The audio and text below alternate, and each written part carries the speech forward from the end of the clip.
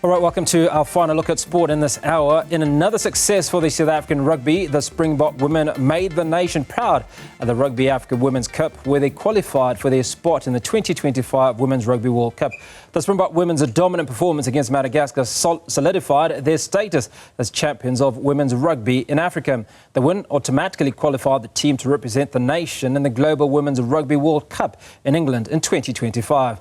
The team landed back in the country at midnight, and joining us now to reflect on the milestone is Springbok Women captain Nolusindiso Booi. Nolusindiso, I appreciate your time. Thanks so much for joining us. Congratulations on qualification. How excited are you and the girls?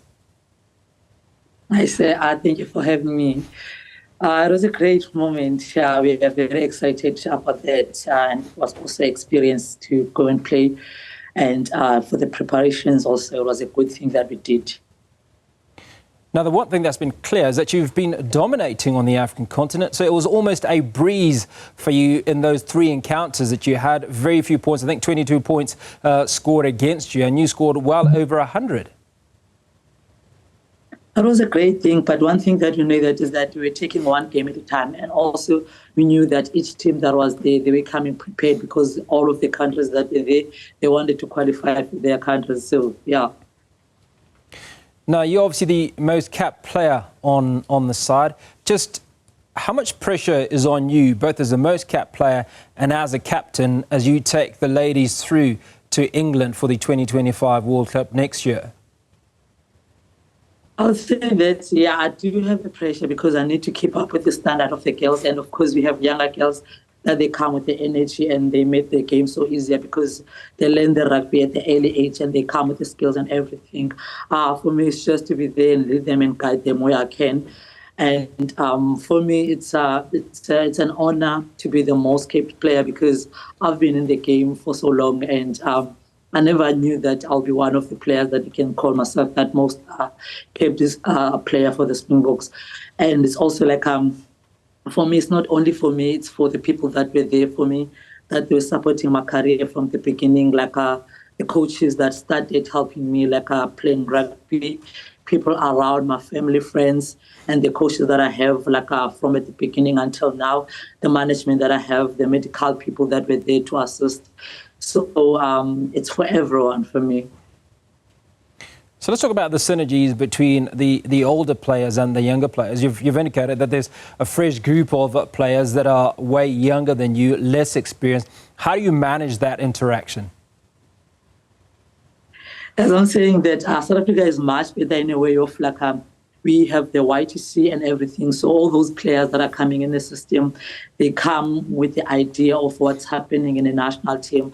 But it's also like as a senior players, we need to take a step up and show them and guide them the way of how to do things when you're in a national setup, because a national setup is something that is different from playing for a province. And for me as well, I learned it from the people that were there before me, that they paved the way for us.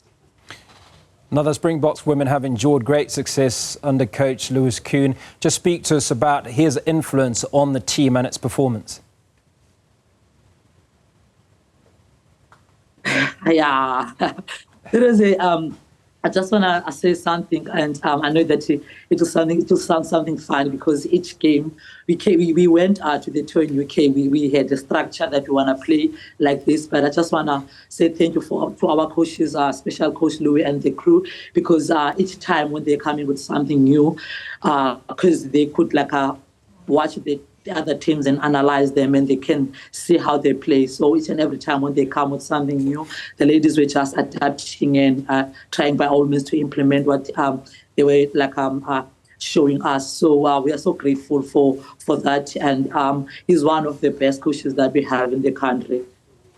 Now listen, so let's talk about 2025. It's obviously an important series of games that you play at the World Cup. A lot of preparation that has to go into it. How are you preparing for the road to 2025?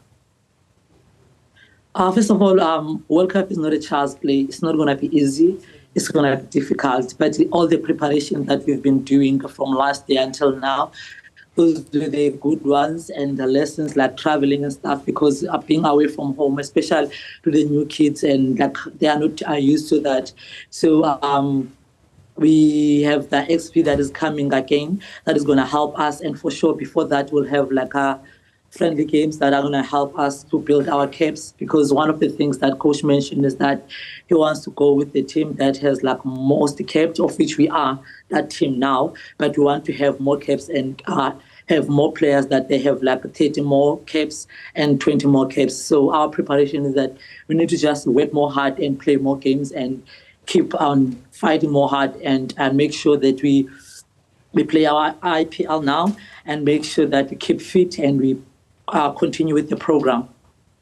Now, you talk about fitness. You've just come back from injury recently. Just how important is it for the women to remain fit ahead of 2025? And what sort of programs are you putting in place to minimize the number of injuries?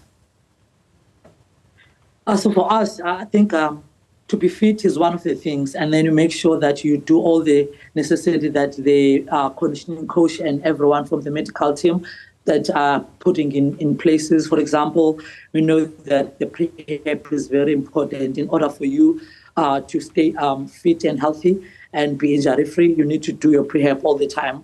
And even though that you will get the injury, even if you do those things, but make sure that you stay in the program, you do your gym work, you do your field work, and make sure that you stay healthy in a way that you check what you eat. I think those are the things that are also important.